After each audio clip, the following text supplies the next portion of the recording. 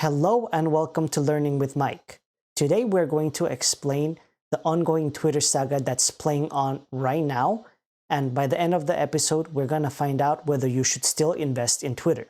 This story begins on Monday, April 4th, when news outlets began to report that Elon Musk had acquired 9.2% of Twitter, making him the single largest stakeholder in the social media company.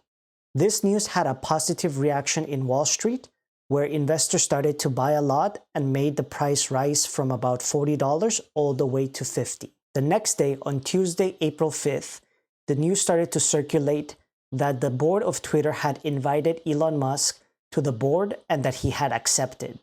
The CEO of Twitter, Parag, confirmed that Elon would be a Class 2 director until the end of the term in 2024. On that day, Elon also tweeted saying, "Looking forward to working with Parag and Twitter board to make significant improvements to Twitter in coming months." Once again, this news was taken positively, and as a result, the stock rose from the low 50s all the way to the mid 50 range.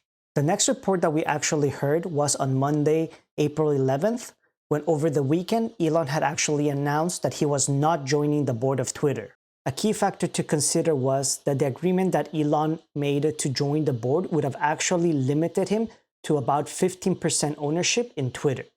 By declining the board of directors position, this limitation was no longer in place, and this was really the precursor of what was to come next. As a result of this announcement, the stock market did not initially perceive this well, and the stock dropped from about $46.50 to about $45. Then, on Thursday, April 14th, Elon announced an offer to buy all of Twitter for $54.2 a share and make the company private. This would value the company at $43 billion. The news was initially taken in a positive manner, and as we can see, the stock initially went from 44 all the way to 53.6 in the pre-market. However, skepticism began to swirl whether this deal would be able to close, and by Friday, April 15th, we see that the stock had closed closer to the $45 range. This leads us to the big question that is on everyone's mind. Should I invest in Twitter?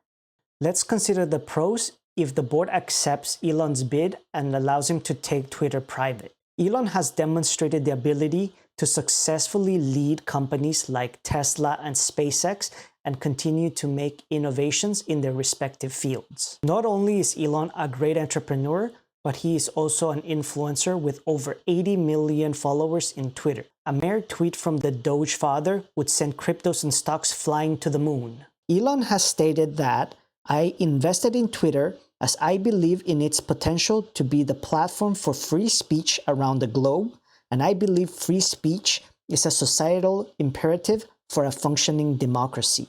If you believe in Elon's capabilities and the direction that he wants to take Twitter, then you might want to invest in the long run. Just know that your upside is probably capped around that $54.2 per share, and please understand your risk to reward here before you invest.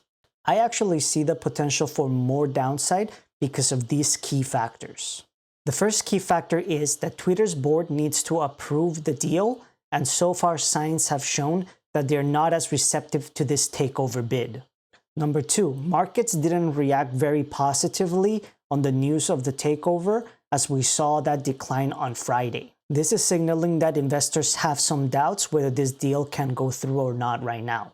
The third factor is that financing to close the deal has actually not begun yet, which signals that the deal is still at a very early stage.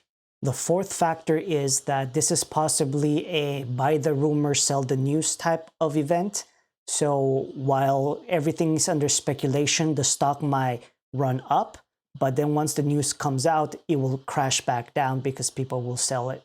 The fifth point is that Elon has signaled that if the board decides not to take his deal, he might reconsider his original investment so that his 9.2% stake might be sold, meaning that once he sells, the stock would drop again. And the last factor that I have is that there's still a chance for a gap down here. So we saw a big gap up as the story began all the way to that 54 range. However, it moves so quickly that we see that there is this empty space. The stock is currently around this like $45, $46 mark that is being supported here. However, if there is bad news or the deal doesn't go through, I do see that potential for it to fill all the way back down to this other support.